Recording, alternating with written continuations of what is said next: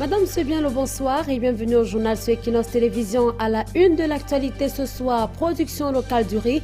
Le Cameroun s'engage à copier l'exemple qui vient d'ailleurs dans les autres pays africains pour pouvoir booster la production locale. Et c'est également à suivre dans ce journal le pont sur le Kondi à PK9 dans l'arrondissement de Douala 3e. Ce pont qui n'existe plus et de ce fait, les populations crient leur mal-être et attendent impatiemment le coup de force du gouvernement. Madame, c'est bienvenue au journal. On se retrouve dans un instant pour les développements.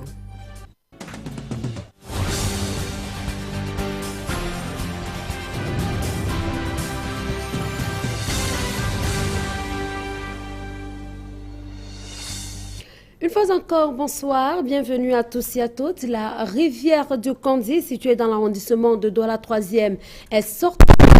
Les eaux ont inondé la chaussée, rendant la circulation presque impossible sur cet axe. Une situation difficile pour les populations qui fondent leur espoir sur les autorités administratives en vue d'une éventuelle réhabilitation de cet ouvrage dans de brefs délais. Stéphane Kounier, reportage.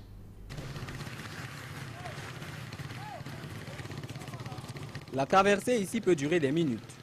Impossible pour les piétons de se jeter à l'eau. Devant cet énorme cratère rempli d'eau, même les automobilistes éprouvent des difficultés. On n'a pas le choix. Vous même voir l'état de la route. On n'a pas le choix. Les caniveaux non plus n'arrivent pas à contenir la furie des eaux. Les motocyclistes, eux, cherchent la meilleure voie pour ne pas courir le risque d'une noyade. Vous voyez, quand il pleut ici, là, ce n'est que les grosses voitures qui passent. L'état de la route est vraiment inquiétant. Sur près de 10 mètres de longueur, les traces de bitume sont rares. Place a été cédée à un énorme précipice en pleine chaussée. Ça fait déjà presque 6 mois que c'est là. Bon, le gouvernement ne cherche à rien faire. Pour traverser là, c'est difficile. Même les parents souffrent. La population stupéfaite assiste au passage des usagers. Certains jeunes hommes, eux, ont aménagé un pont de circonstance dans ce qu'ils appellent désormais le port de Kondi. Nous, ça ne fait pas beaucoup d'argent, mais ça nous encourage à mettre les planches pour qu'on aide un peu la population. Là. Attention, il faut ralentir la vitesse.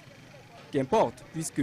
Si l'eau entre dans l'échappement, le moteur se trouve et nous sommes... C'est très grave, vraiment. La dégradation de la chaussée à cet endroit remonterait au début des années 2000. La situation s'étant aggravée, les autorités sont interpellées. Le gouvernement doit arranger le pont. Il faut un pont. Parce que même si on arrange le goudron là, au moins de 3 mois, ça se casse. Donc il faut automatiquement un pont pour que les gens circulent facilement. Prions seulement Dieu que le nouveau maire puisse arranger la route pour que la population soit vraiment en sécurité. En attendant la réhabilitation de ce tronçon routier, le pont du Kondi demeure sous les eaux. Et les populations de ce quartier, PK9, doivent encore subir le calvaire. Un autre calvaire également subi par les usagers, ce sont ceux de l'axe routier terminus Aquanor, pont Bonabassem également. Les travaux d'aménagement de ce tronçon qui devaient commencer le 23 octobre dernier, c'est dit hier, ne sont pas toujours effectifs. Le mauvais état de ce tronçon routier est à l'origine des embouteillages observés de ce côté-là, précisément aux heures de pointe. Pour ce qui est du bâtiment, le ministre en charge de l'habitat et du développement urbain conseille d'accroître le suivi et le contrôle des chantiers de bâtiments. Jean-Claude Bouenchou a mis chacun des acteurs devant ses responsabilités en rappelant les dispositions réglementaires en la matière. Emmanuel Job et Marcelin Gansop.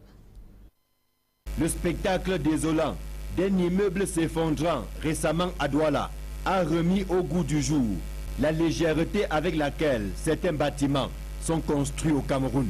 Le responsable, c'est l'entrepreneur des travaux.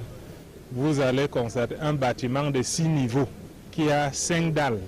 On veut l'achever en 3 mois.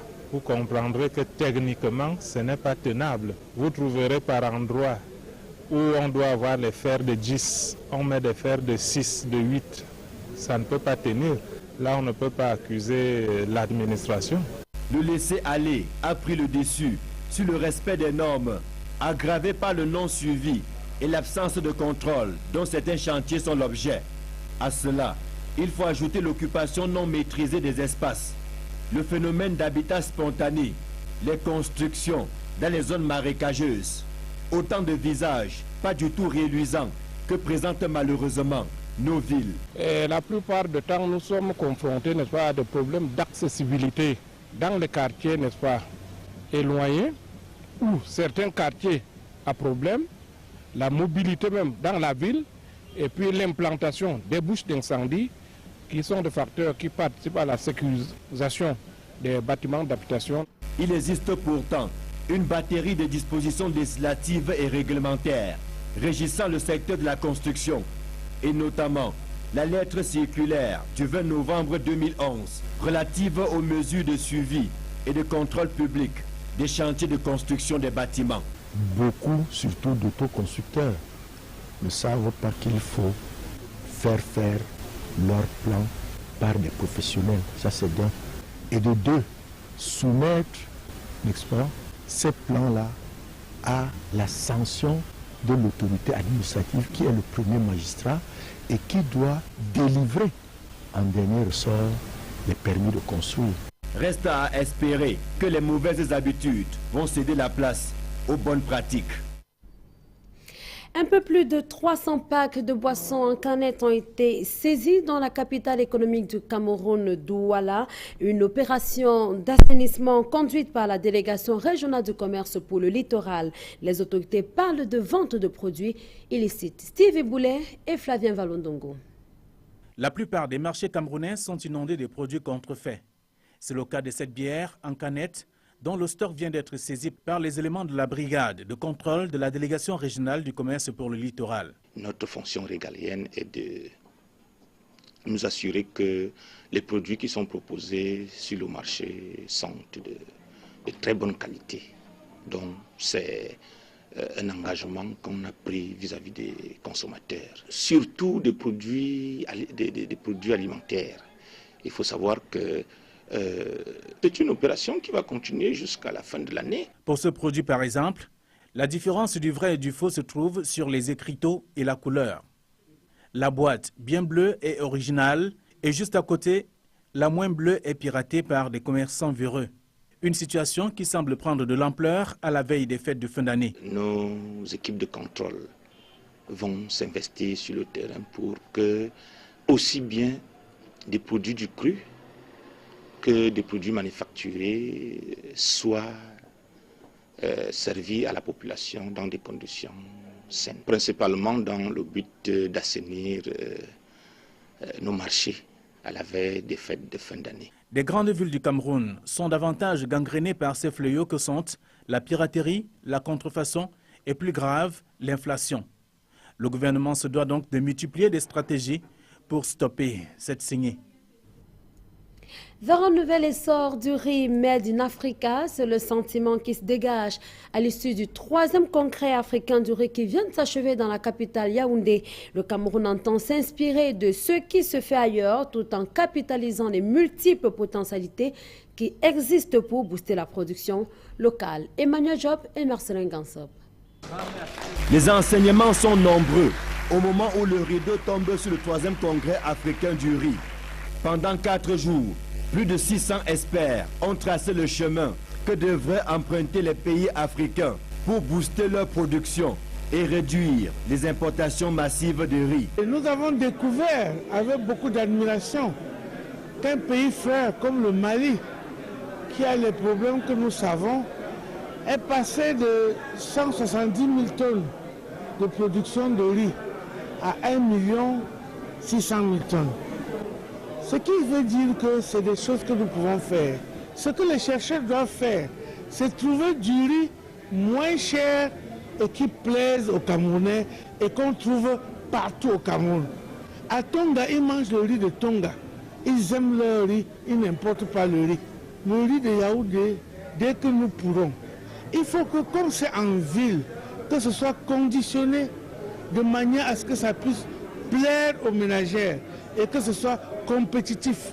Pour la quasi-totalité des pays africains participants, cette réflexion autour de la marmite du riz était importante, notamment en termes de partage d'expériences et de définition de nouvelles orientations. Cette thématique a permis aux chercheurs de présenter les résultats de recherche, de montrer pour eux comment ils pensent qu'on pourrait transformer positivement et durablement la riziculture africaine en général.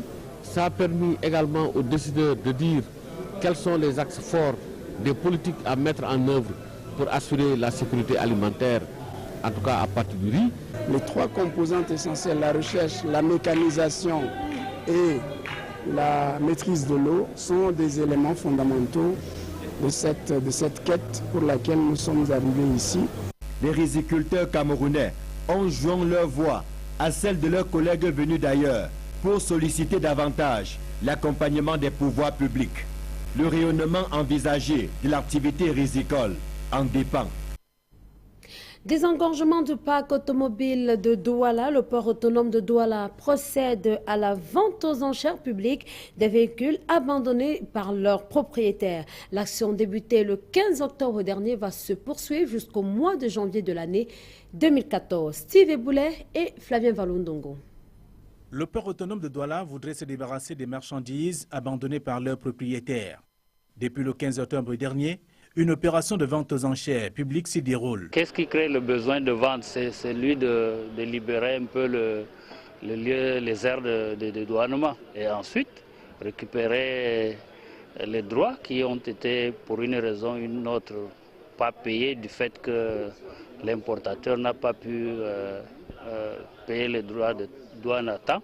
Ces véhicules proposés aux acquéreurs n'ont pas été sortis à temps du parc auto selon la réglementation.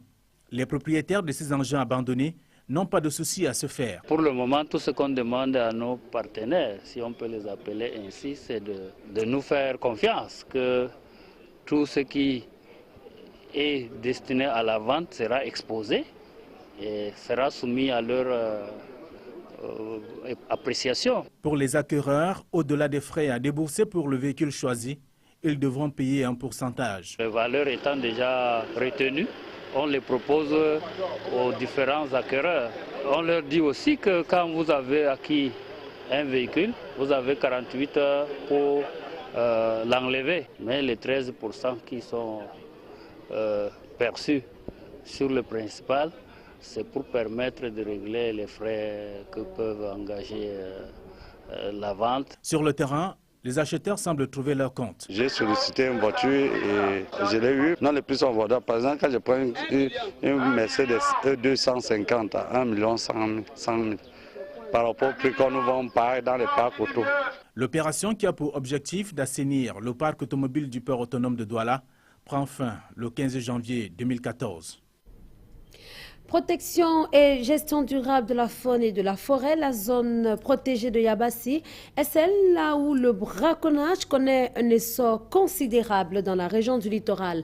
Les espèces telles que les gorilles sont la cible des braconniers et tout ceci avec la complicité des populations riveraines. Une attitude que déplore le comité de lutte contre le braconnage. Jean-Johnny Peck et Étienne Pascal Azegue. Des deux réserves sauvages dont dispose la région du littoral, c'est celle d'Ebo dans le département d'Unkam qui subit le plus les affres des braconniers. Toutes les primates de cette zone protégée sont menacées, en particulier les chimpanzés. La zone de Yabassi est une zone fortement braconnée et les primates qui s'y trouvent sont, pratiquement tous les primates sont menacés. On parlerait de chimpanzés. C'est une espèce qui est menacée d'extinction. La protection et même la gestion durable de la faune et de la forêt fait face à des difficultés d'ordre matériel et humain dans la région du littoral.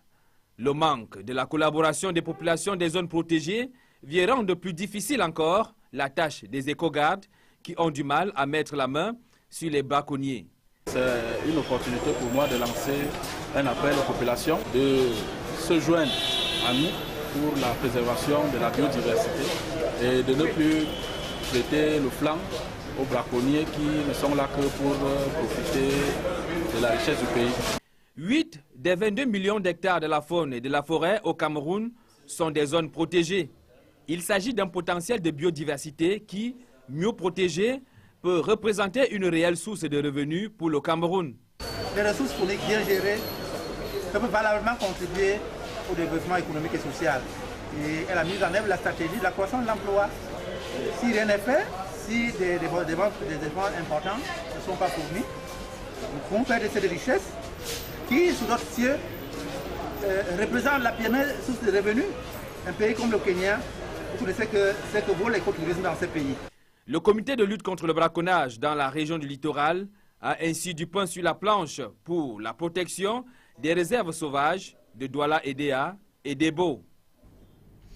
De la politique, à présent, une centaine de recours déposés à la Chambre administrative de la Cour suprême en vue du contentieux post-électoral des élections municipales. Et cependant, la loi ne prévoit pas de sanction en cas de violation de l'article 60 de la loi de juillet 2004 fixant les règles applicables aux communes. Cet avis de spécialistes en droit arrive au moment où des voix s'élèvent pour condamner le non-respect de ces dispositions lors de la constitution de l'exécutif communal à Douala 5e ou encore à Garoua 2e. C'est Jean Loto et Roméo Banga. Nasseri Paul Béa est de retour dans le 5e arrondissement de Douala. Cette fois, c'est pour procéder à la passation technique entre exécutif communal entrant et sortant. Alors que la session de plein droit du 16 octobre avait consacré un exécutif communal 100% RDPC en violation pour certains de l'article 60 de la loi de juillet 2004. Nasseri Paul Béa, préfet du Vouri, préfère botter en touche.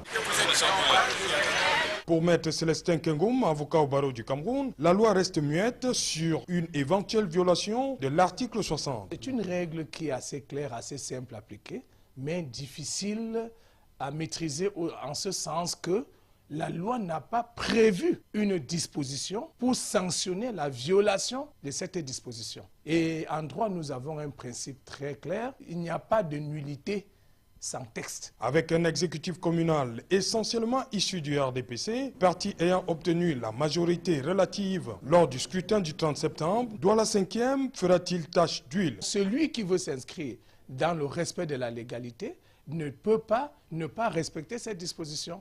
Donc celui qui tenterait, quelque parti qui tenterait de violer cette disposition montrerait ses limites par rapport au respect de la légalité. Certains cadres du Social-Démocratique Front, arrivés en seconde position au municipal dans l'arrondissement de Douala 5e, affirment avoir introduit une requête mardi 22 octobre auprès de la Chambre administrative de la Cour suprême.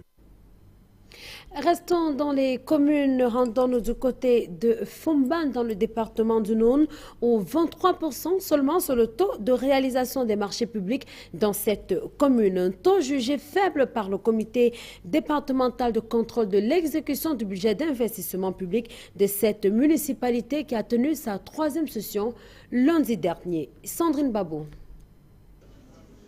Si on ne peut pas faire quelque chose d'ici le 30 novembre, je crois que la situation globale des marchés publics dans notre département serait une catastrophe. Le taux de réalisation des marchés publics de la commune d'arrondissement de Fumban s'élève à 23%. 40% reste encore attendu. C'est ce qui ressort de la réunion du comité départemental de contrôle de l'exécution du budget d'investissement public. Un retard imputé aux entreprises prestataires à qui il est reproché leur absence sur le terrain. Il y a des projets de moins de 5 millions de francs qui n'ont pas pu être réalisés, des projets transférés. Il y a certaines entreprises qui ont plusieurs projets et qui n'arrivent pas à les réaliser. Au niveau de la passation des marchés, tout se passe bien. La tenue de la 3e session d'exécution du BIP pour l'année budgétaire en cours dans la commune de Fumban a également permis aux participants de s'enquérir des nouvelles dispositions légales portant réorganisation du comité. Pour le délégué départemental du ministère de l'économie, de la planification et de l'aménagement du territoire pour le Noun, ces dispositions devraient permettre l'acheminement des dossiers locaux aux plus hautes instances sans intermédiaire. Ce décret du Premier ministre vient recentrer les choses. La deuxième, c'est que ce décret introduit de nouveaux acteurs de suivi du budget d'investissement public sur le terrain. Et l'innovation la plus importante, c'est qu'on rapproche l'information, on rapproche les projets des bénéficiaires. Mais également de chercher les voies et moyens pour assurer un meilleur contrôle de réalisation des marchés publics dans le Noun. Et pour ce faire, la CONAC, la Commission nationale anticorruption, fera désormais partie des membres de la commission. 68e journée des Nations Unies, la lutte contre la pauvreté et les inégalités sociales sont au centre de la célébration. C'est depuis le 20 septembre 1960 que le Cameroun est membre de l'ONU avec qui il entretient de bonnes relations. Yannick Bazoua. Depuis son adhésion le 20 septembre 1960 à l'Organisation des Nations Unies, le Cameroun a vu ses relations avec le système des Nations Unies s'intensifier et se fructifier. Membre non permanent du Conseil de sécurité de l'ONU de 2001 à 2003 et malgré la candidature malheureuse du professeur Maurice Kamto à la Cour internationale de justice en 2008, le Cameroun a activement participé aux organes principaux de l'ONU. À titre d'exemple, la participation du chef de l'État, Paul Biya, aux grandes rencontres internationales tenues au siège de l'ONU en 1995, 1996, 2000, 2001, 2005, 2006, 2007, 2008, 2009 et 2010. Il en est de même des passages de l'ancien secrétaire général Kofi Annan à 3 reprises au Cameroun en 2000, 2012 et 2005 et de Ban Ki-moon du 9 au 11 juin 2010.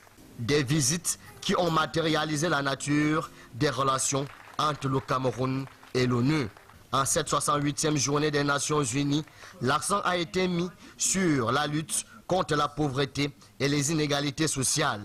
Le message est très clair, c'est vraiment consolider les efforts en ce qui concerne la lutte contre la pauvreté et les inégalités, qui est tout à fait en phase avec justement la politique du gouvernement. Et tout le système des Nations Unies est plus que mobilisé et va redoubler d'efforts parce que nous savons très bien qu'il n'y aura pas de possibilité de stabilité, de paix et de sécurité si quelque part il n'y a pas un développement équitable. Preuve des efforts fournis par l'ONU pour soutenir l'émergence du Cameroun à l'horizon 2035. Autre point majeur, l'appui du programme des Nations Unies pour le développement à la réalisation des objectifs du millénaire pour le développement. Et c'est ici que nous allons mettre un terme à ce journal. Madame, nous disons merci d'avoir été en notre compagnie. Le format ordinaire reviendra dans nos toutes prochaines éditions d'information. Toutes nos excuses donc à ceux et à celles qui attendaient la deuxième partie de ce journal. Nous y reviendrons un peu plus tard. Merci donc d'avoir été en compagnie des programmes d'Equinos. Merci de nous avoir suivis. À demain, 20h. Bonsoir.